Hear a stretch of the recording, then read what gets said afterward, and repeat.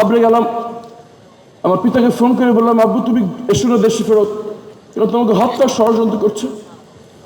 উত্তরে মুচকি হেসে বললেন, ইসলামী আন্দোলনের দায়িত্ব পালন করতে যে আমরা আল্লাহর উপর তাওয়াক্কুল করে অনেক সিদ্ধান্ত দিয়েছি, আমাদের এই সিদ্ধান্ত বাস্তবায়ন করতে গিয়ে আমাদের ভাইয়েরা শহীদ হয়েছে।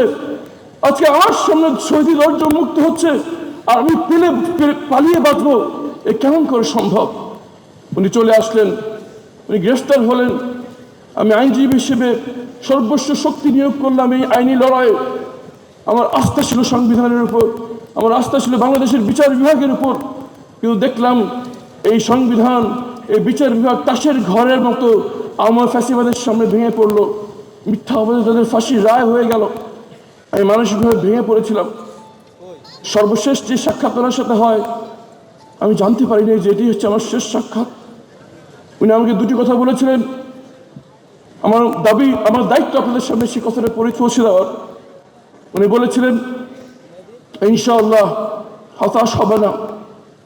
আমাদের ইসলামী আন্দোলনের দামাল ছেলেরা রক্ত দিতে শিখেছে, তারা হাসি মুখে রক্ত দিচ্ছে, এবং যে কয়দিন পর্যন্ত এই তরুণরা মৃত্যু ভয়কে জয় করতে পারবে, ইনশাআল্লাহ এই আন্দোলনকে দুনিয়ার কোনো শক্তি নিয়ে রুখে দাঁড়াবো ইনশাআল্লাহ। তুমি ধৈর্য ধারণ করো, একদিন সময় আসবে দেখবে যে একদম মরুভূমিতে বৃষ্টি হলে যেভাবে ফসল উঠে, সেভাবে আবার ইসলামী আন্দোলন এমনভাবে জেগে উঠবে। ইনশাআল্লাহ বাংলাদেশের মাটিকে দুর্জয় ঘাঁটি হিসেবে আল্লাহ কবুল করবেন ইনশাআল্লাহ।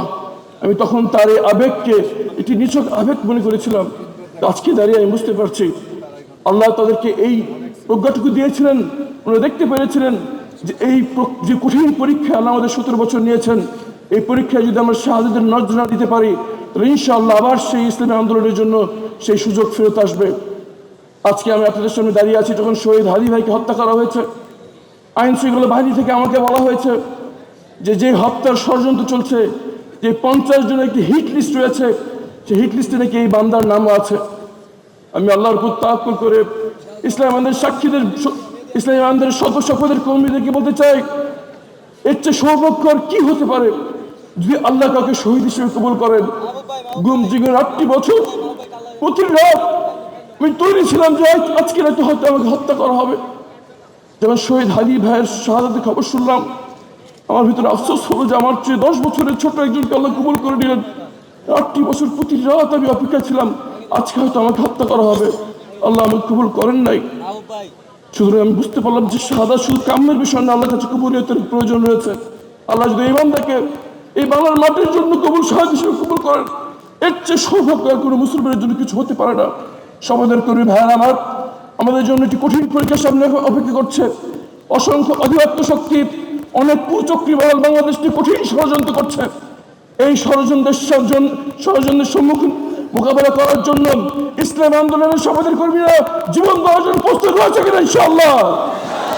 আসুন আমরা যদি মৃত্যু ভয়কে জয় করতে পারি, ইনশাআল্লাহ ইসলামের অগ্রযাত্রা এই বাংলার মাটিতে কেউ ঠেকাতে পারবে না ইনশাআল্লাহ।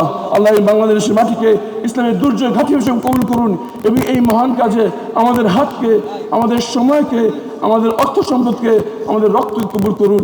এই দোয়া করে আজকের জমি জানিয়েছি। ওয়া আখির দাওয়া আলহামদুলিল্লাহি রাব্বিল আলামিন। সুবহান রাব্বিকা রাব্বিল ইজ্জাতি আম্মা ইয়াসিফুন ওয়া সালামুন আলাল মুরসালিন ওয়ালহামদুলিল্লাহি রাব্বিল আলামিন। আসসালামু আলাইকুম ওয়া রাহমাতুল্লাহ।